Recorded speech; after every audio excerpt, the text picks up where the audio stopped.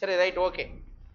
So லாஸ்ட்டாக நம்ம என்ன பார்த்தோம், குளுக்கோஸ் வந்து எரிக்கப்படும் போது அதிலிருந்து என்ன கிடைக்குது, ப்ளஸ் ஆக்சிஜன் சேர்ந்து எரிக்கப்படும் போது அதிலிருந்து வாட்டரும் கார்பன் டை ஆக்சைடும் ரிலீஸ் ஆகுது, ப்ளஸ் எனர்ஜி ரிலீஸ் ஆகுது. இந்த எனர்ஜி ஏடிபியாக ஃபார்ம் ஆகிட்டு எங்கெங்கெல்லாம் தேவைப்படுதோ அங்கே பயன்படுத்தப்படுகிறது. இது நம்ம லாஸ்ட்டாக பார்த்தோம். சரியா, அதோட கண்டினியூட்டி அப்படியே கண்டினியூ பண்ணலாம். If this energy is to be useful to the cell, அப்படி கிடைக்கக்கூடிய ஆற்றல் எதுக்காக யூஸ் ஆக போகுது, செல், ஒவ்வொரு செல்லும் அதை பயன்படுத்த போகுது அப்படின்றாங்க, அதுக்காக பயன்படும் சொல்றாங்க. It should be able to utilize it to synthesize other molecules that the cell requires. Sir செல்லுக்கு தேவையான வேறு சில மூலக்கூறுகளை தயாரிப்பதற்கு எதை பயன்படுத்திக்குது, இங்க கிடைக்கக்கூடிய எனர்ஜியை பயன்படுத்திக்குது. சரியா, இந்த ரியாக்ஷன்ல கிடைக்கக்கூடிய எனர்ஜியை செல்லு யூட்டிலைஸ் பண்ணுது. அந்த செல் எதுக்காக யூட்டிலைஸ் பண்ணுது அப்படின்னா வேற சில மாலிகுலை அது தயாரிக்கிறதுக்கு அல்லது வேற ஏதாவது ஒர்க்குக்காக அதை பயன்படுத்திக்கிறது அப்படின்னு சொல்றாங்க. The strategy that the plant cell uses is to catabolize the glucose molecule in such a way that not all the liberated energy goes out as heat. அதாவது இப்போ இந்த குளுக்கோஸ் வந்து என்ன ஆகுது, பிரேக் டவுன் ஆகுது இல்லையா, இந்த ரியாக்ஷன் நம்ம என்னன்னு சொல்லலாம், கேட்டபாலிசம். அது என்னது, அதுதான் இந்த இடத்துல சொல்றாங்க பாருங்க, கேட்டபலைஸ் த குளுக்கோஸ் மாலிகுல்னு அதான் அர்த்தம். குளுக்கோஸ் மூலக்கூறு சிதை மாற்றம் அடைகிறது அப்படின்னா பெரிய மூலக்கூறு சின்னதா உடைக்கப்படுகிறது. அப்போ உடைக்கப்படும் பொழுது எல்லா எனர்ஜியுமே என்ன ஆகலைன்னா ஹீட்டா லாஸ் ஆகலன்னு சொல்றாங்க. கொஞ்சம் ஏடிபியா நமக்கு கிடைக்குது, மீதி தான் கொஞ்சம் லைட்டா என்ன ஆகும், லாஸ் ஆகும். அதான் சொல்றாங்க. In such a way that not all the liberated energy goes out as heat. So உருவாக்கப்படக்கூடிய ஆற்றல் எல்லாமே வெப்பமா இழக்கப்படுவது இல்லை, ஹீட்டா இழக்கப்படுவது இல்லை அப்படின்றாங்க. The key is to oxidize glucose not in one step but in several small steps, enabling some steps to be just large enough such that the energy released can be coupled to ATP synthesis. அப்ப என்ன சொல்ல வராங்க அப்படின்னா, இந்த glucose வந்து ஆக்சிஜனேற்றம் அடைந்து நமக்கு என்ன ஆகுது, இந்த பைருவிக் அமிலம் கொடுக்குது, அப்படியே செட்ரிக் அமிலம் கொடுக்குது, இந்த மாதிரி போயிட்டே இருக்குது இல்லையா. அதுன்றது ஏதோ ஒரு ஸ்டெப்ல முடியறது கிடையாது, ஒரே ஒரு படிநிலையில முடிவது கிடையாது. அது நிறைய ஸ்டெப்ஸ் இருக்குது, நிறைய படிநிலைகள் இருக்குது அப்படின்றத சொல்றாங்க. சரிங்களா, how this is done is essentially the story of respiration. அது எப்படி சார் அது நடக்குது, நிறைய ஸ்டெப்ஸ்ல நடக்குதுன்னு சொல்றீங்களே, அது எப்படி நடக்குது, அதுதான் ரெஸ்பிரேஷனுடைய கதை, ரெஸ்பிரேஷனுடைய ஸ்டோரியை தான் நம்ம பார்க்க போறோம் அப்படின்றாங்க. புரியுதா, இது புரியுதா இல்லையா? அதா மத்தெல்லாம் அமைதியாகிறியாமா? Right. During the process of respiration oxygen is utilised. அப்ப சுவாசித்தல் நிகழ்வின் பொழுது ஆக்சிஜன் பயன்படுத்தப்படுகிறது. And carbon dioxide, water and energy are released. அப்ப சுவாசித்தலின் பொழுது carbon dioxide, water plus energy release ஆகுது. சரியா, ஆக்சிஜன் பயன்படுத்தப்படுகிறது, carbon dioxide, water plus energy ATP release ஆகுது அப்படின்றாங்க. சரிங்களா, the combustion reaction requires oxygen. Sir இந்த குளுக்கோஸ் எரிக்கப்படுது அப்படின்னு சொல்றோம். சரி, அதுக்கு என்ன தேவைப்படுது, ஆக்சிஜன் தேவை. குளுக்கோஸ் எரிக்கப்படக்கூடியதுக்கு என்ன தேவை, ஆக்சிஜன் தேவை. ஆக்சிஜன் இல்லைன்னா எரியாது, அது ஞாபகம் வச்சுக்கோ. பட் சம் செல்ஸ் லிவ், அதுதான் சொல்லுவோம், ஆக்சிஜன் இல்லாத இடத்துல விளக்கு எரியுமா, அந்த முன்னாடி போட்டோசிந்தசிஸ் ரியாக்ஷன்ல படிச்சிருப்பீங்க எக்ஸ்பெரிமெண்ட்ல. ஆக்சிஜன் இருந்தா தான் அந்த கேண்டில் எரியும் அப்படின்ற மாதிரி தான் இங்கேயும் அதே மாதிரி தான்.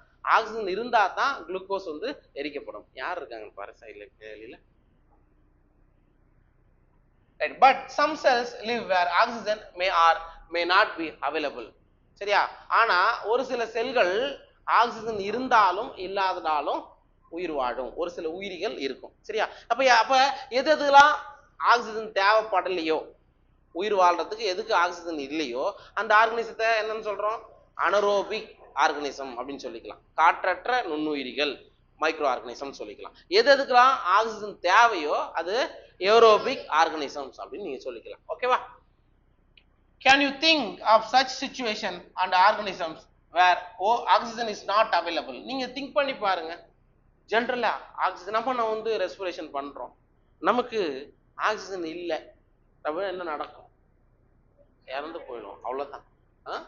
திங்க் பண்ணி பாருங்கன்னு சொல்றாங்க. There are sufficient reason to believe that the first cells on this planet lived in an atmosphere that lacked oxygen. Sir ஒரு முக்கியமான ஒரு ரீசன் இருக்கு, என்னன்னா முதல்ல இந்த உலகத்துல முதல்ல தோன்றிய செல்லு ஆக்சிஜன் இல்லாத சூழல்ல தான் தோன்றி இருக்கு. என்னவா இருக்கும் ப்ராபபிளி? ஃபர்ஸ்ட் இந்த உலகத்துல டூரிங் எவல்யூஷன் இது தோன்றிச்சு அப்படின்னு நம்ம படிக்கிறோமா, என்னவா இருக்கும்? மைக்ரோப்ஸா தான் இருக்கும். மைக்ரோபிளாஸ்மாவா? ஆர்கி பாக்டீரியங்கள் தான் முதல்ல தோன்றிச்சின்னு சொல்லுவாங்க. சரிங்களா? அப்ப முதல்ல இந்த உலகத்துல தோன்றிய ஆர்கனிசத்துக்கு எது இல்லாததா இருந்திருக்கு? ஆக்சிஜன். அதுக்கப்புறமா தான் ஆக்சிஜன்லாம் உருவாகி இருக்குன்னு சொல்றோம். Even among present day living organism, we know of several that are adapted to anaerobic condition. இன்னைக்கு கண்டிஷன்ல கூட நமக்கு ஒரு சில உயிரினங்களை பத்தி தெரியும். அனரோபிக் ரெஸ்பிரேஷன் செய்யக்கூடிய உயிரினங்களை பத்தி நமக்கு தெரியும் சொல்றாங்க. காற்றற்ற சுவாசத்தை மேற்கொள்ளக்கூடிய உயிரினங்களை பத்தி இன்னைக்கு நமக்கு தெரியும். அதுதான் நீங்க சொல்றீங்க மைக்கோபிளாஸ்மா, இந்த மாதிரி பாக்டீரியாங்களையும் அனரோபிக் பாக்டீரியா இருக்குது, காற்றற்ற சுவாச பாக்டீரியாக்கள் இருக்கு. ஓகேவா? Some of these organisms are facultative anaerobes. அப்படின்னா என்னடா? facultative anaerobes, நிலை மாறும் காற்றற்ற சுவாச உயிரிகள் அப்படின்னா என்ன அர்த்தம்? தமிழ்ல அதான் அர்த்தம். மேபி இது என்ன அர்த்தம்னா, ஃபேக்கல்டேட்டிவ் அப்படின்னா என்ன அர்த்தம்? இவர் ஆக்சிஜன் இருந்தாலும் அதுக்கேற்ற மாதிரி மாறிக்குவாரு, ஆக்சிஜன் இல்லாத போது அதுக்கேற்ற மாதிரி அனரோபிக்கா மாறிக்கும். புரியுதா? ஃபேக்கல்டேட்டிவ் அனரோப்ஸ்னு அதான் அர்த்தம், நிலை மாறும் காற்றில்லா சுவாச உயிரிகள். சரிங்களா? அதான் அர்த்தம்.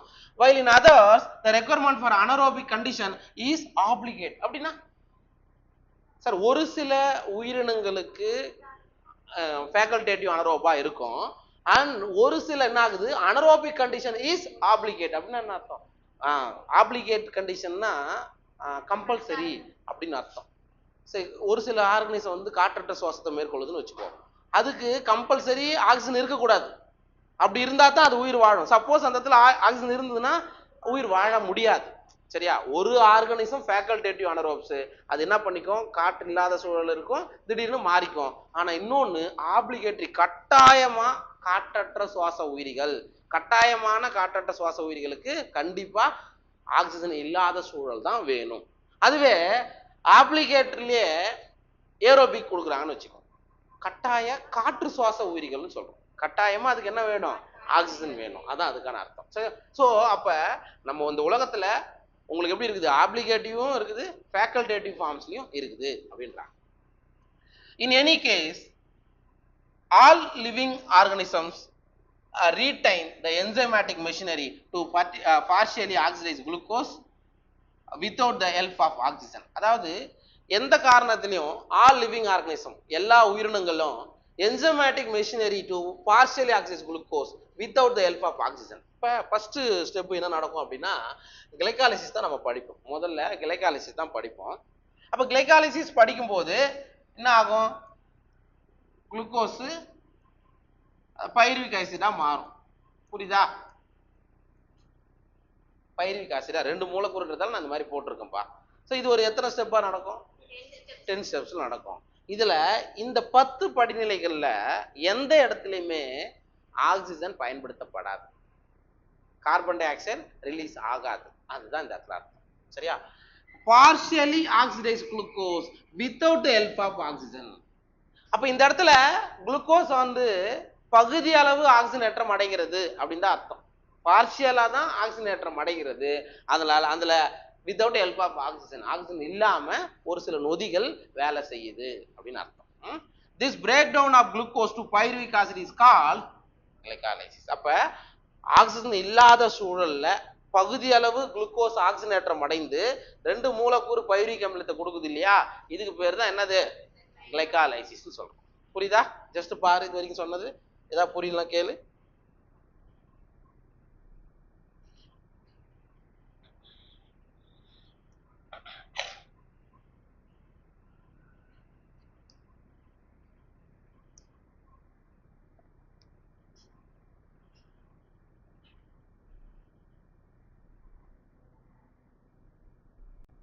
நெக்ஸ்ட் வந்து கிளைகாலிசிஸ். கிளைகோ அப்படின்னா குளுக்கோஸை குறிக்கும், லைசிஸ்னா உடைக்கிறது. சரியா? அப்போ குளுக்கோஸ் உடைக்கப்படுறதுக்கு பேர் தான் என்னன்னு சொல்றோம், கிளைகாலிசிஸ் அப்படின்னு சொல்றோம். சரிங்களா? Right. The term glycolysis has originated from Greek words. சரியா? இந்த கிளைகாலிசிஸ் அப்படின்ற அந்த வார்த்தை எந்தல இருந்து உருவானது அப்படின்னா கிரேக்ல இருந்து வந்தது. Glucose for sugar, glucose means சர்க்கரை அப்படின்னு அர்த்தம். Lysis means splitting. அப்ப அந்த குளுக்கோஸ் மூலக்கூறு ஸ்பிளிட் ஆகுது அல்லது உடைக்கப்படுகிறது, அதுக்கு பேர் தான் என்ன சொல்றோம், கிளைகாலைசிஸ் அப்படின்னு சொல்றோம். The scheme of glycolysis was given by Gustav Embden, Otto Meyerhof and P.J. Parnas. சரிங்களா? அதனால இது நம்ம என்ன சொல்றோம் அப்படின்னா EMP pathway அப்படின்னு சொல்றாங்க. அவருடைய முழு பேர். இந்த கிளைகாலிசிஸ் ஸ்கீமை முதல்ல நமக்காக தந்தவங்க Gustav Embden, Otto Meyerhof and J Parnas. அதனால இந்த ஷார்ட்டா நீங்க என்னன்னு சொல்லலாம், EMP pathway அப்படின்னு சொல்லலாம். And is often referred to as the EMP pathway in anaerobic organism. இந்த இடத்துல நோட் பண்ணிக்கணும், காற்றற்ற சுவாசத்தை மேற்கொள்ளக்கூடிய உயிரினங்கள்ல it is the only process in respiration. அப்ப anaerobic organism வாழுது, அங்கேயும் ரெஸ்பிரேஷன் ப்ராசஸ் நடக்கணும். ஏன்னா அங்கேயும் குளுக்கோஸ் வந்து உடைக்கணும்ல. ஆனா இந்த இடத்துல அதுக்கு என்ன தேவையில்ல, இப்பதான் நான் சொன்னேன், கிளைகாலிசிஸ்ல எந்த இடத்துலயும் ஆக்சிஜன் பயன்படுத்தப்படாது. அப்ப அனரோபிக் கண்டிஷன்லயும் உங்களுக்கு பெரிய மூலக்கூறு பிரேக் டவுன் ஆகணுமா, அப்ப அங்க நடக்கக்கூடிய ஒரே ஒரு ஈவெண்ட் எதுனா கிளைகாலிசிஸ் மட்டும்தான். இதுக்கப்புறம் பார்க்கக்கூடிய ஆக்சிஜனேற்ற கார்பன் நீக்கம், சிட்ரிக் ஆசிட் சைக்கிள், எலக்ட்ரான் கடத்து சங்கிலி, இதெல்லாம் எங்க நடக்கும், மைட்டோகாண்ட்ரியால் நடக்கும். அதனால அனரோபிக் கண்டிஷன்ல நடக்கக்கூடிய ஒரே ப்ராசஸ், ஒரே ஈவெண்ட் எதுதான், கிளைகாலிசிஸ் மட்டும்தான். சரிங்களா? Glycolysis occurs in the cytoplasm of the cell. இதுவும் நீட்ல क्वेश्चन கேட்டதுதான். கிளைகாலிசிஸ் ஒரு செல்லுல எந்த இடத்துல நடக்குது, சைட்டோபிளாஸ்ம்ல நடக்குது. சரியா? ஒரு செல்லுல சைட்டோபிளாஸ்ம் நடக்குது. சே ஃபார் எக்ஸாம்பிள், இது ஒரு பாக்டீரியா. சரியா? இது ஒரு பாக்டீரியா. பாக்டீரியால எப்பவும் போலதான் இந்த மாதிரியான ஒரு ஸ்ட்ரக்சர்ஸ்லாம் உங்களுக்கு இருக்கும், பாக்டீரியாவில் இருக்கும். ரைட்? இதுவே ஒரு யூகேரியாட்டிக் செல். சரியா? ஒரு யூகேரியாட்டிக் செல் நம்ம பார்க்குறோம். எப்பவும் போலதான் நியூக்ளியஸ் இருக்கும், பிளஸ் இந்த எண்டோபிளாஸ்மிக் ரெட்டிகுலம், இந்த மாதிரியான ஸ்ட்ரக்சர்ஸ்லாம் இருக்கும். பிளஸ் வேற என்ன இருக்கும், மைட்டோகாண்ட்ரியாலாம் இருக்கும். புரியுதா? அண்ட் இங்கேயும் சைட்டோபிளாசம் இருக்கா? சரியா? இந்த ரீஜன் சைட்டோபிளாசம், இந்த ரீஜன் சைட்டோபிளாசம். ஓகேவா? ரைட். இப்ப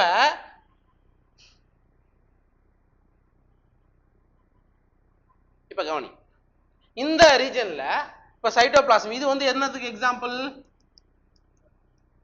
யூகேரியாட்டிக் செல்லுக்கு எக்ஸாம்பிள். சரியா? இது எதுக்கு எக்ஸாம்பிள், ப்ரோகாரியாட்டிக் எக்ஸாம்பிள். இப்ப நம்ம என்ன பாயிண்ட் பார்த்தோம் அப்படின்னா, ப்ரோகாரியாட் அண்ட் யூகேரியாட் அது எதுவாக இருந்தாலும் உங்களுக்கு கிளைகாலிசிஸ் எங்க நடக்கும், சைட்டோபிளாஸ்ல தான் நடக்கும். அது ப்ரோகாரியாட்டா இருந்தாலும் சரி, யூகேரியாட்டா இருந்தாலும் சரி, எங்க தான் நடக்கும், சைட்டோபிளாஸ்ல தான் நடக்கும். ரைட்? ஓகே. அப்ப கிளைகாலிசிஸ் இங்கே நடக்குது, இங்கேயும் கிளைகாலிசிஸ் நடக்குது. அடுத்த ஈவெண்ட் என்னெல்லாம் இருக்குது, ஆக்சிடேட்டிவ் டீகார்பாக்சிலேஷன், ஆக்சிஜனேற்ற கார்பன் ஒடுக்கம், அதுக்கப்புறம் சிட்ரிக் ஆசிட் சைக்கிள், அதுக்கப்புறம் எலக்ட்ரான் டிரான்ஸ்போர்ட் செயின், ETC. சரியா? இதெல்லாம் எங்க சார் நடக்கும், மைட்டோகாண்ட்ரியா. இதுதான் நமக்கு புரிஞ்சுக்கணும். ப்ரோகாரியாட் யூகேரியாட்னு டிஃபரன்சியேஷன் பண்ணும்போது ப்ரோகாரியாட்ல கிளைகாலிசிஸ் அப்படின்ற ஈவெண்ட் சைட்டோபிளாஸ்ல மட்டும்தான் நடக்கும். சரியா? அதே மாதிரி மற்ற ஈவெண்ட்லாம் அங்க இருக்காது, ஏன்னா அது ஒரு ப்ரோகாரியாட்டிக் ஆர்கானிசம். அதுவே யூகேரியாட்டிக் பொறுத்த மட்டும் கிளைகாலிசிஸ் எங்க நடக்கும், சைட்டோபிளாஸ்ல நடக்கும். மற்ற ஈவெண்ட்லாம் மைட்டோகாண்ட்ரியால் நடக்கும். அதனால ஞாபகம் வச்சுக்கோ. அப்ப glycolysis occurs in the cytoplasm of the cell. அப்ப ப்ரோகாரியாட்டா இருந்தாலும் யூகேரியாட்டா இருந்தாலும் கிளைகாலிசிஸ் எங்க தான் நடக்குது, சைட்டோபிளாஸ்ல தான் நடக்குது. ஞாபகம் வச்சுக்கோ.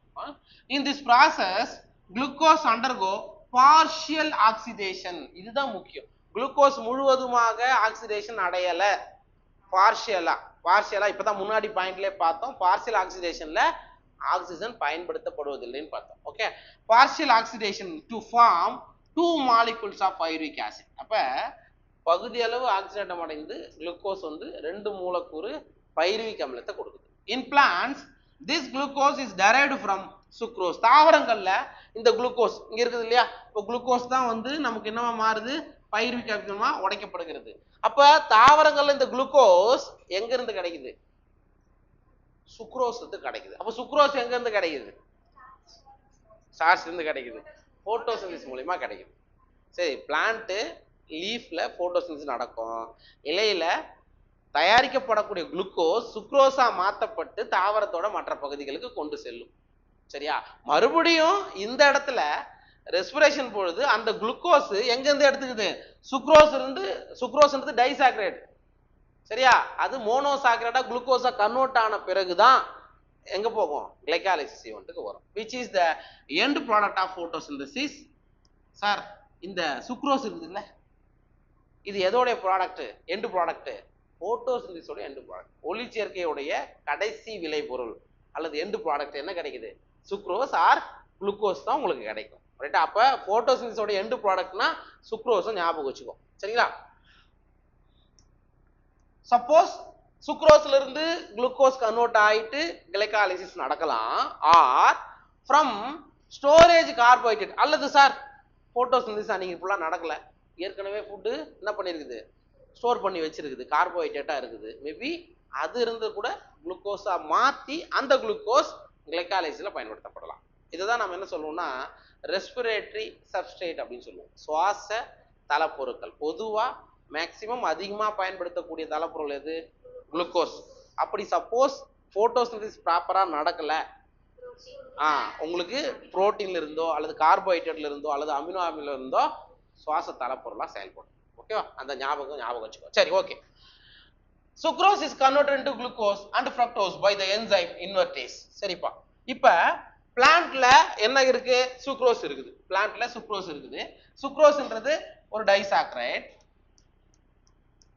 இந்த டைசாக்ரைடுன்றது இன்வெர்டேஸ் அப்படின்ற ஒரு நொதியின் முன்னிலையில என்னவா மாறுது அப்படின்னா குளுக்கோஸாவும் ஃப்ரக்டோஸாகவும் மாற்றப்படுது. புரியுதா?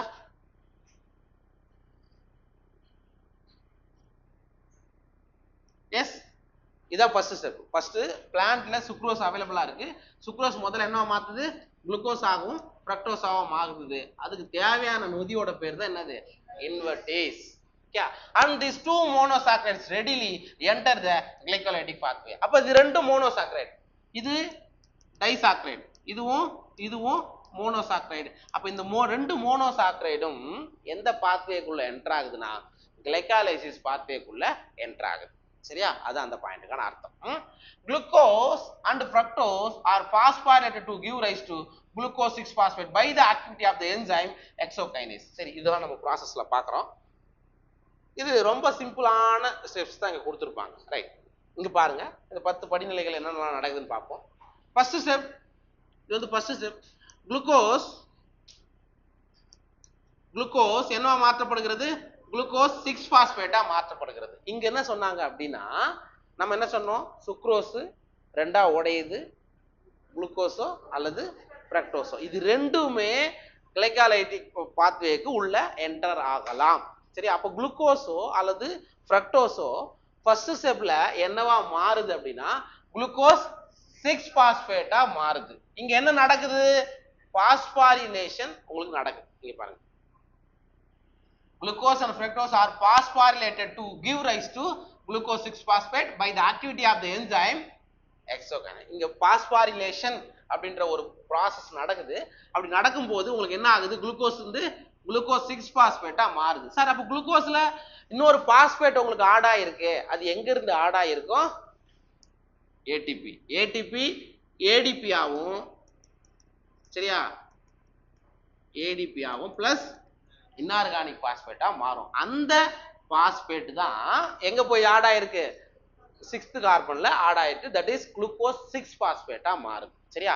இந்த ரியாக்ஷன் பாஸ்பாரிலேஷன், பாஸ்பரிகரணம் அப்படின்னு சொல்றோம். புரியுதா? ரைட்டா? இது புரிஞ்சுச்சா? First step. சார், அப்ப இதுக்கு என்ன நொதி தேவை? எக்ஸோகைனேஸ். எப்பவுமே ஞாபகம் வச்சுங்க, கைனேஸ் அப்படின்ற ஒரு நொதி வருதுன்னா ஒன்னு பாஸ்பாரிலேஷன் நடக்கும், ஒன்னு லாஸ் ஆகும் ஏடிபி, இல்லைன்னா கெயின் ஆகும். எது நடந்தாலும் கைனேஸ்னு முடியும் நொதி, அது மட்டும் ஞாபகம் வச்சுக்கோ, சரியா? ஃபர்ஸ்ட் புரிஞ்சுச்சா? ரைட். அடுத்தது அதான் இங்க கொடுத்திருப்பாங்க. This phosphorylated form of glucose then isomerized to produce fructose 6-phosphate. சார், குளுக்கோஸ் 6-பாஸ்பேட்டும் ஃபார் எக்ஸாம்பிள் குளுக்கோஸும் ஃப்ரக்டோஸும் மோர் ஆர் லெஸ் சேம் தானே, ரெண்டுமே மோனோசாக்கரைடு தானே. இங்க குளுக்கோஸ் 6-பாஸ்பேட் என்னவா மாறுது?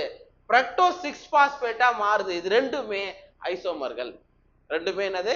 ஐசோமர்கள். அதெல்லாம் இடம் தான் மாறி இருக்குமே தவிர மற்றதெல்லாம் கெமிக்கல் காம்பவுண்ட் ஒன்னா தான் இருக்கும். அப்ப ரெண்டாவது ஸ்டெப்ல குளுக்கோஸ் 6 பாஸ்பேட் என்னவா மாத்துது ஃப்ரக்டோஸ் 6 பாஸ்பேட்டா மாறுது. ரெண்டு ஸ்டெப் ஓகேவா? ரைட். அடுத்தது subsequent steps of metabolism of glucose and fructose are same. Sir glucose இந்த வழியில வந்தாலும் இதே ஸ்டெப்ஸ் தான் நடக்கும், ஃப்ரக்டோஸ் வந்தாலும் இதே படிநிலைகள் தான் நடக்கும்னு சொல்றாங்க. the various steps of glycolysis அதுங்க பார்த்துட்டோம். in glycolysis அவ்வளவுதான், இதுக்கு அப்புறம்லாம் நம்ம தான் படிக்கணும், பார்ப்போம். ரைட். அடுத்தது மூணாவது ஸ்டெப் பாருங்க. ஃப்ரக்டோஸ் 6 பாஸ்பேட் என்னவா மாறுது ஃப்ரக்டோஸ் 1,6 பிஸ்பாஸ்பேட்டா மாறுது. இட் மீன்ஸ் பிஸ்பாஸ்பேட்னா 2 பாஸ்பேட்னு அர்த்தம். சரியா? அப்ப ஏற்கனவே ஃப்ரக்டோஸ் 6 பாஸ்பேட் இருக்கா, அது கூட அகைன் இன்னொரு பாஸ்பேட் ஆட் ஆகுது. எப்படி ஆட் ஆகுது? அகைன் இங்க ஒரு பாஸ்போரிலேஷன் நடக்கும்போது ஏடிபி பிளஸ் இன்ஆர்கானிக் பாஸ்பேட், இந்த இன்ஆர்கானிக் பாஸ்பேட் ஃபர்ஸ்ட் பொசிஷன்ல அடிஷன் ஆகும். சரியா? அப்ப இது மூணாவது ரியாக்ஷன், மூணாவது ஸ்டெப். ஃப்ரக்டோஸ் 6 பாஸ்பேட் ஃப்ரக்டோஸ் 1,6 பிஸ்பாஸ்பேட்டா மாறுது. இந்த மூணு ஸ்டெப்பும் புரியுதா? ரைட். அடுத்தது நாலாவது ஸ்டெப். இந்த ஃப்ரக்டோஸ் 1,6 பிஸ்பாஸ்பேட் என்னவா மாறுது ட்ரையோஸ் பாஸ்பேட்டா மாறுது. தட் இஸ் கிளிசரால்டிகைட் 3 பாஸ்பேட் சொல்றோம். சரியா? என்னவா மாறுது கிளிசரால்டிகைட் 3 பாஸ்பேட் ஆகும். அண்ட் இன்னொன்னு என்ன ஆகுது டைஹைட்ராக்சி அசிட்டோன் பாஸ்பேட். சார் இது வரைக்கும் 6 கார்பன், ஞாபகம் வச்சுக்கோ, இது வரைக்கும் 6 கார்பன். அப்ப இது என்ன ஆகுது 2-3 கார்பன் கொண்ட காம்பவுண்டா இந்த இடத்துல என்ன ஆகுது பிரியுது. சரியா? அப்ப இங்க ஒரு 3 கார்பன் கொண்டது என்னது G3P கிளிசரால்டிகைட் 3 பாஸ்பேட். இந்த இடத்துல என்ன சொல்றோம் DHAP டைஹைட்ராக்சி அசிட்டோன் பாஸ்பேட். இது வரைக்கும் புரியுதா? சரியா? இது எத்தனாவது ஸ்டெப்? 4th step. புரியுதா? ஃபர்ஸ்ட் ஸ்டெப் என்ன ஆகுது குளுக்கோஸ் 6 பாஸ்பேட்டா மாறுது. இந்த இடத்துல எக்ஸோகைனேஸ்னு ஒரு நொதி பார்ட்டிசிபேட் பண்ணுது, ஒரு ஏடிபி லாஸ் ஆகுது. ரைட். அடுத்தது குளுக்கோஸ் 6 பாஸ்பேட் ஃப்ரக்டோஸ் 6 பாஸ்பேட்டா மாறுது. இது ஒரு ஐசோமரைசேஷன் process. சரிங்களா? அதுக்கடுத்து ஃப்ரக்டோஸ் 6 பாஸ்பேட் ஃப்ரக்டோஸ் 1,6 பிஸ்பாஸ்பேட்டா மாறுது. இங்கேயும் பாஸ்போரிலேஷன் நடக்குது, ஒரு ஏடிபி லாஸ் ஆகுது, ஒரு ஏடிபி பயன்படுத்தப்படுகிறது அப்படின்னு ஞாபகம் வச்சுக்கோ. அந்த ஃப்ரக்டோஸ் 1,6 பிஸ்பாஸ்பேட் என்னவா மாறுது தட் இஸ் கிளிசரால்டிகைட் 3 பாஸ்பேட் ஆகவும் DHAP ஆகவும் மாறுகிறது. புரியுதா? இந்த 6 கார்பன் கொண்டது 2-3 கார்பன் கொண்ட காம்பவுண்டா பிரியுது. இது வரைக்கும் பார்த்தது ஒரே ஸ்டெப்பா படிப்போம். இங்க இதுக்கு ஒரு வாட்டி நடக்கும், இதுக்கு ஒரு வாட்டி ஈவென்ட் நடக்கும் இதுக்கப்புறம். சரியா? இது வரைக்கும் ஓகேவா? சரி, இது வரைக்கும் நம்ம பார்த்த ஈவென்ட்ல ஃபர்ஸ்ட் ஸ்டெப்லயும் அண்ட் தேர்ட் ஸ்டெப்லயும் என்ன ஆயிருக்கு பாஸ்போரிலேஷன் நடந்திருக்கு, 2 ஏடிபி யூஸ் ஆயிருக்கு ஆர் லாஸ் ஆயிருக்குன்னு அர்த்தம். சரியா? சரி, அடுத்த ஈவென்ட் வருமா? இப்ப இதுக்கு அப்புறம் இருக்கக்கூடிய ஸ்டெப் நீங்க என்ன ஞாபகம் வச்சுக்கணும் அப்படின்னா, இதுக்கு ஒரு வாட்டி நடக்குது, இதே சேம் திங் இதுக்கு ஒரு வாட்டி நடக்குது. புரியுதா? இங்கேயும் ஒரு பைரிக் ஆசிட் கிடைக்குது, அல்லது இதுக்கு ஒரு வாட்டி நடந்துட்டு இதுக்கும் ஒரு வாட்டி இப்படி நடக்குதுன்னு அர்த்தம். புரியுதா? அப்ப இங்க கவனி, கிளிசரால்டிகைட் 3 பாஸ்பேட் உங்களுக்கு என்னவா மாறுது அப்படின்னா 1,3 பிஸ்பாஸ்போ கிளிசரிக் அமிலமா மாறுது. அதாவது கிளிசரால்டிகைட் 3 பாஸ்பேட் 1,3 பிஸ்பாஸ்போ கிளிசரிக் அமிலமா மாறுது. இந்த இடத்துல உங்களுக்கு என்ன நடக்குது NAD+ வந்து NADH2 மாறுது. அப்ப இந்த இடத்துல NADH2 உருவாக்கப்படுகிறது அப்படின்னு சொல்றோம். சரியா? இந்த ப்ராசஸ்க்கு பேர் என்ன, இந்த ஸ்டெப்புக்கு பேர் என்ன கொடுத்திருக்கு பாரு, ஹைட்ரஜன் நீக்கம், ரிமூவல் ஆஃப் ஹைட்ரஜன். சரிங்களா? ரைட். அதுக்கு அடுத்தது இந்த 1,3 பிஸ்பாஸ்போ, இந்த 2 மறந்துடு இப்போதைக்கு, நான் ஃபர்ஸ்ட் ஸ்டெப் மட்டும் தான் சொல்றேன், 2 நான் அப்புறமா நான் சொல்றேன். ஜஸ்ட் கிளிசரால்டிகைட் 3 பாஸ்பேட் உங்களுக்கு என்னவா மாறுது 1,3 பிஸ்பாஸ்போ கிளிசரிக் அமிலமா மாறுது ஃபர்ஸ்ட் ஸ்டெப்ல. இந்த இடத்துல NADH2 உருவாக்கப்படுகிறது. ரைட். அடுத்தது 1,3 பிஸ்பாஸ்போ கிளிசரிக் அமிலம் 3 பாஸ்போ கிளிசரிக் அமிலமா மாறுது. சரியா? அப்ப 1,3 பிஸ்பாஸ்போ கிளிசரிக் அமிலம்னா அப்ப 2 பாஸ்பேட் இந்த இடத்துல இருக்குன்னு தான் அர்த்தம். அப்ப ஒரு பாஸ்பேட் எங்க ஆகுது இது கூட ஆட் ஆயிட்டு என்னவா மாறுதுங்க ஏடிபியா மாறுது. புரியுதுன்னு நினைக்கிறேன்டா. 1,3 பிஸ்பாஸ்போ கிளிசரிக் அமிலம்னா 2 பாஸ்பேட் அதுல இருக்கிறதா அர்த்தம். அப்ப அதுல இருந்து ஒரு பாஸ்பேட் இன்ஆர்கானிக் பாஸ்பேட் எது கூட பைண்ட் ஆகுது ஏடிபி பிளஸ் பாஸ்பேட் பைண்ட் ஆச்சுன்னா உங்களுக்கு என்ன கிடைக்கும்பா ஏடிபி. இதுவும் பாஸ்போரிலேஷன் தான், சப்ஸ்ட்ரேட் லெவல் பாஸ்போரிலேஷன், தலப்பொருள் அளவிலான பாஸ்பரிகரணம் அப்படின்னு சொல்லுவோம். இந்த ஸ்டெப் புரியுதா? அப்ப 1,3 பிஸ்பாஸ்போ கிளிசரிக் அமிலம் என்னவா மாறிச்சு 3 பாஸ்போகிளிசரிக் அமிலமா மாறிச்சு. அப்ப ஃபர்ஸ்ட் பொசிஷன்ல இருக்கக்கூடிய பாஸ்பேட் இங்க போய் ஆட் ஆயிடுச்சுன்னு அர்த்தம். புரியுதா? அது ரொம்ப போயிட்டு மாலிகுலர் லெவல்ல பார்க்கணும்லாம் கிடையாது. இதான் அதுக்கான அர்த்தம். ரைட். அடுத்தது 3 பாஸ்போகிளிசரிக் அமிலம் என்னவா மாறுது? 2 பாஸ்போகிளிசரிக் அமிலமா மாறுது. 3 பாஸ்போகிளிசரிக் அமிலம் 2 பாஸ்போகிளிசரிக் அமிலமா மாறுது. அண்ட் அடுத்த ஸ்டெப் 9th ஸ்டெப்ல 2 பாஸ்போகிளிசரிக் அமிலம் என்னவா மாறுது? பாஸ்போ ஈனால் பைருவிக் அமிலமா மாறுது. பாஸ்போ ஈனால் பைருவிக் அமிலமா மாறுது. எனோலேஸ் அப்படின்ற ஒரு என்சைம் என்ன பண்ணுது அப்படின்னா ஒரு வாட்டர் மாலிகுல ரிமூவ் பண்ணுது. எதுல இருந்து? 2 பாஸ்போகிளிசரிக் அமிலத்துல இருந்து இந்த ப்ராசஸ்ல ஒரு வாட்டர் மாலிகுல் ரிமூவ் ஆகுது. இது 9th ஸ்டெப். சரிங்களா? அடுத்தது லாஸ்ட் ஸ்டெப் பாஸ்போ ஈனால் பைருவிக் அமிலம் என்னவா மாறுதுப்பா? பைருவிக் அமிலமா மாறுது. இந்த ஸ்டெப்ல மறுபடியும் இதுல இருந்து ஒரு பாஸ்பேட் வந்து ஏடிபியை ஃபார்ம் பண்ணுது. புரியுதா? ஓகேவா? சரியா? இப்ப நம்ம பார்த்தது என்னன்னா ஒன்லி கிளிசரால்டிகேட் 3 பாஸ்பேட்டுக்கு தான் இந்த ஈவெண்ட்டை பார்த்தோம். ரைட். இப்போ இதை மறந்துடு. கிளிசரால்டிகேட் பாஸ்பேட் வேண்டாம். அப்ப அதுக்கு பதிலா டைஹைட்ராக்சி அசிட்டோன் பாஸ்பேட் இந்த இடத்துல இருக்குன்னு அர்த்தம். அப்ப டிஹெச்ஏபி இருக்கும்போது அதே தானே. ஃபர்ஸ்ட் ஸ்டெப்ல NADH2 உருவாகும். என்னவா மாறும்? 1,3 பிஸ் பாஸ்போகிளிசரிக் அமிலமா மாறும். அடுத்த ஸ்டெப்ல 3 பாஸ்போகிளிசரிக் அமிலமா மாறும். 2 பாஸ்போகிளிசரிக் அமிலமா மாறும். பாஸ்போ ஈனால் பைருவிக் அமிலம் பைருவிக் ஆசிடா மாறும். அப்ப இதைத்தான் அவங்க ஷார்ட்டா சொல்றதுக்கு என்ன சொல்லியிருக்காங்க? 2 போட்டிருக்காங்க. புரியுதா உங்களுக்கு? அப்ப கிடைக்கக்கூடியதெல்லாம் என்னன்னு அர்த்தம்? 2 மூலக்கூறு. ஏன்னா இதுக்கு ஒரு வாட்டி நடக்குது, இதுக்கு ஒரு வாட்டி நடக்குது. இப்ப சொல்லுங்க, இதுக்கு அப்புறம் இந்த 5th ஸ்டெப்புக்கு அப்புறம் 5th 6th 7th சாரி முன்னாடி இங்க 5th 6th 7th 8th 9th 10th. சரிங்களா? இது 10வது படி. இப்ப கவனி சந்திர, சொல்லு.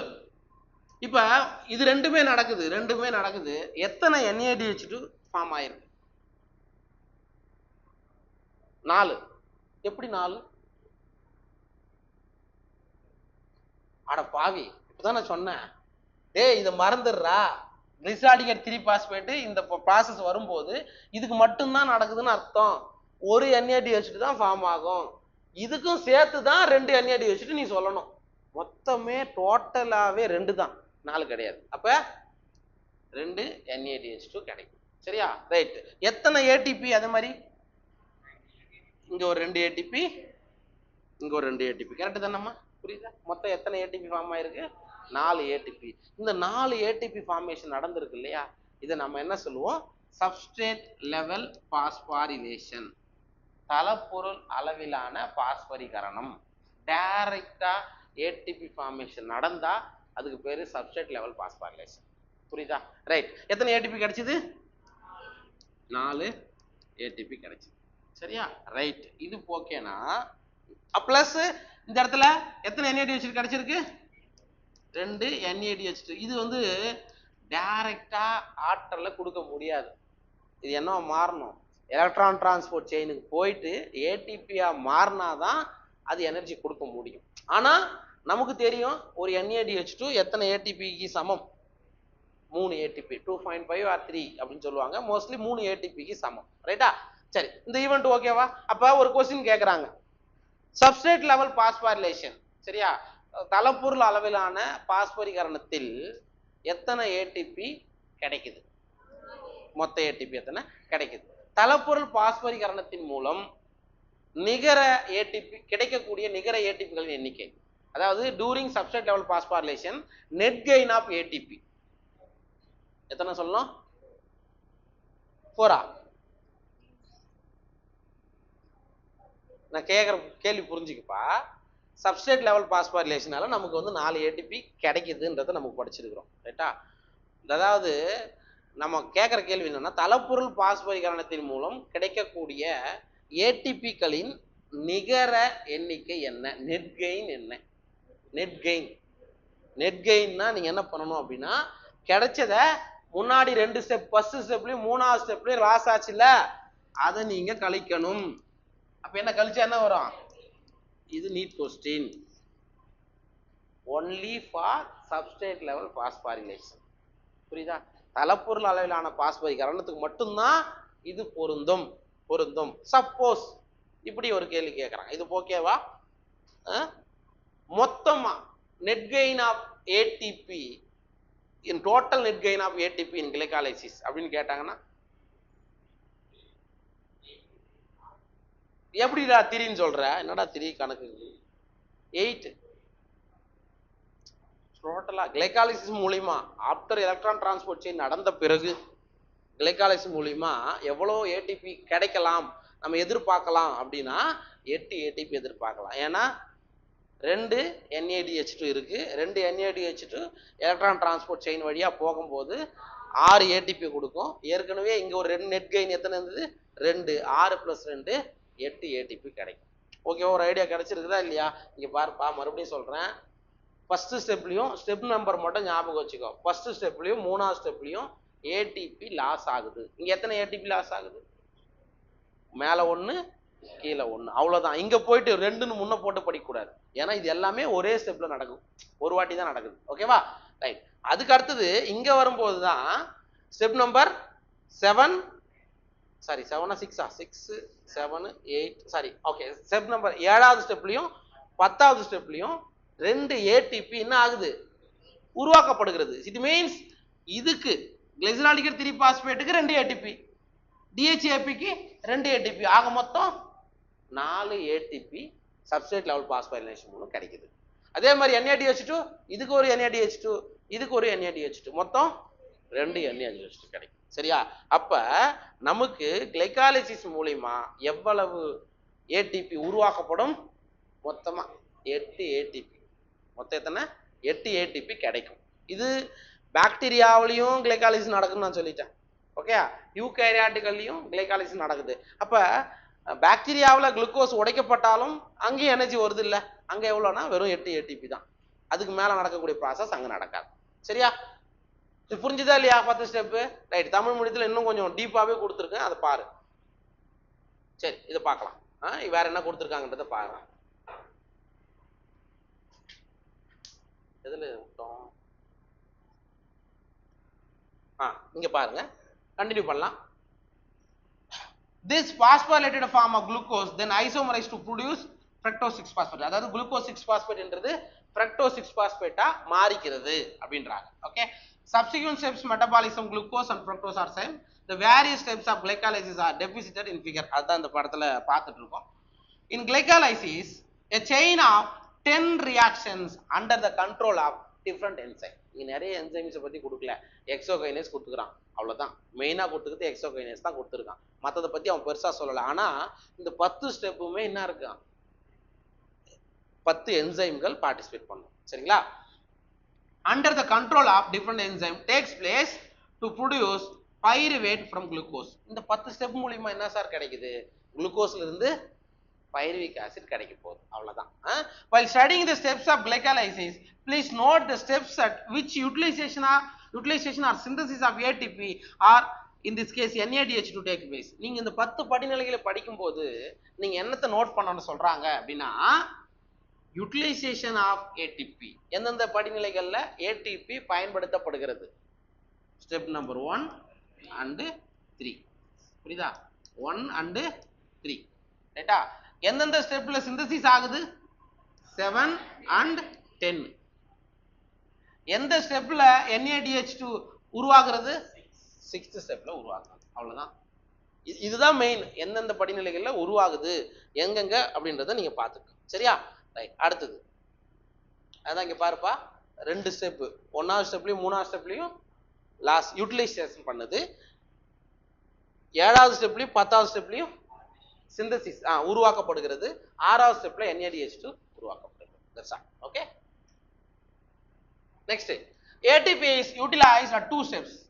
ATP 2 படிநிலைகள்ல பயன்படுத்தப்படுகிறது. First in the conversion of glucose into glucose 6 phosphate. glucose 6 phosphate மாற்றப்படும் போது ஒரு ATP பயன்படுத்தப்படுகிறது. And second in the conversion of fructose 6 phosphate to fructose 1,6 bisphosphate. அதான் திருப்பி அதே கதை தான், 1வது ஸ்டெப்லயும் 3வது ஸ்டெப்லயும் அந்த ஸ்டெப் என்னன்னு சொல்றாங்க. சரியா? அதுல ATP பயன்படுத்தப்படுது. ரைட்டா? அடுத்தது fructose 1,6 bisphosphate is split into dihydroxyacetone phosphate and 3-phosphoglyceraldehyde, 3PGN நான் சொல்றேன்ல. அதாவது fructose 1,6 phosphate தான் இந்த இங்க இருக்குல்ல இந்த step சொல்றாங்கப்பா.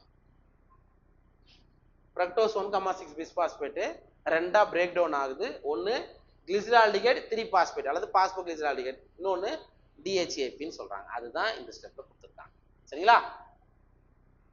We find that there is one step where NADH plus is formed from NAD plus. ஆறாவது ஸ்டெப்ல உங்களுக்கு என்ன ஆகுதுப்பா, ஒரே ஒரு படிநிலையில மட்டும்தான் NADH2 உங்களுக்கு உருவாகுது அப்படின்றாங்க. சரிங்களா? This is when, அது எப்ப அப்படின்னா 3-phosphoglyceraldehyde is converted into 1,3 bis-phosphoglyceraldehyde மாறும்போது தான் உங்களுக்கு NADH2 கிடைக்குது அப்படின்றாங்க.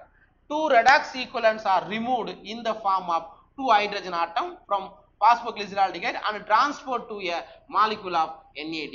2 ஹைட்ரஜன் மாலிகுல் என்ன ஆகுது உங்களுக்கு, இதுல இருந்து பாஸ்போகிளிசரால்டிகைட் இருந்து வந்து NADH2 உங்களுக்கு கன்வெர்ட் ஆகிக்குது அப்படின்றாங்க. Phosphoglyceraldehyde is oxidized and with inorganic phosphate to get converted into இது என்னது PBG, என்னது இங்க இருக்கு பாரு, பிஸ்பாஸ்போகிளிசரிக் ஆசிடா மாறுது. சரிங்களா? அது சும்மா ஷார்ட் டேர்மும் நீங்க ஜஸ்ட் தெரிஞ்சு வச்சுக்கோ. Okay, next the conversion of bis-phosphoglyceraldehyde to 3-phosphoglyceric அமிலம் is also an energy yielding process. This energy is trapped by the formation of ATP. அப்ப இங்க பாருங்க, 3-bis-phosphoglyceric அமிலம் 3-phosphoglyceric அமிலமா மாறும்போது உங்களுக்கு என்ன கிடைக்குதுங்க, ATP உருவாக்கப்படுகிறது. Another ATP is synthesized during the conversion of phosphoenol pyruvate to pyruvic acid. That is the step. சரியா? இந்த ஸ்டெப்ல இன்னொரு ATP உருவாக்கப்படுகிறது. Can you then calculate how many ATP molecules are directly synthesized in the pathway from one glucose molecule? அப்ப நீங்க calculate பண்ண சொல்றாங்கப்பா. ஒரு glucose மூலக்கூறில் இருந்து நேரடியா எத்தனை ATP உருவாக்கப்படுகிறது? ஒரு குளுக்கோஸ் மூலக்கூறில் இருந்து நேரடியா எத்தனை ATP உருவாக்கப்படுகிறது? டைரக்ட்லின்னு சொல்லிட்டான். டைரக்ட்னு உடனே நீ NADH கால்குலேட் பண்ணவே கூடாது. கெயின்னு கேட்டா மொத்தமா உருவாக்கப்படுகிறது 4. நெட் கெயின்னு சொன்னா நீங்க 2. சரியா? ஆனா கிளைகாலிசிஸ் போன வருஷம் 3 வருஷம் கொஸ்டின் 2 ATP தான் ஆன்சரா கொடுத்திருந்தாங்க. சரிங்களா? அப்ப டைரக்டா ஒன்லி நீங்க சப்ஸ்ட்ரேட் லெவல் பாஸ்போரைலேஷன் மட்டும் தான் கணக்குல எடுத்துக்கணும். NADH2 கணக்குல எடுத்துக்க கூடாது. நீங்க ஞாபகம் வச்சுக்கோ. சரிங்களா? Next, pyruvic acid is then the key product of glycolysis. What is the metabolic fate of pyruvate? This depends on the cellular need. சரிப்பா, அதாவது நமக்கு pyruvic acid எதுல இருந்து கிடைச்சது? கிளைகாலிசிஸ் நடந்ததால pyruvic acid நமக்கு கிடைச்சது. ஸோ அந்த pyruvic acid உடைய metabolic fate என்னன்னு கேட்குறாங்க. அது எதை பொறுத்துனா செல்லுலார் நீட் இருந்தா தான் அந்த pyruvic acid என்ன ஆகும், அடுத்த ஸ்டெப்புக்கு போகும். இல்லைன்னா மேபி அதில் நிற்கும் அப்படின்றத சொல்றாங்க. சரிங்களா? ரைட், இது வரைக்கும் பாரு. கிளைகாலிசிஸ் தான் ஒரு வாட்டி திருப்பி பாரு. நான் ஃபெர்மெண்டேஷன் அடுத்தது கண்டினியூ பண்றேன்.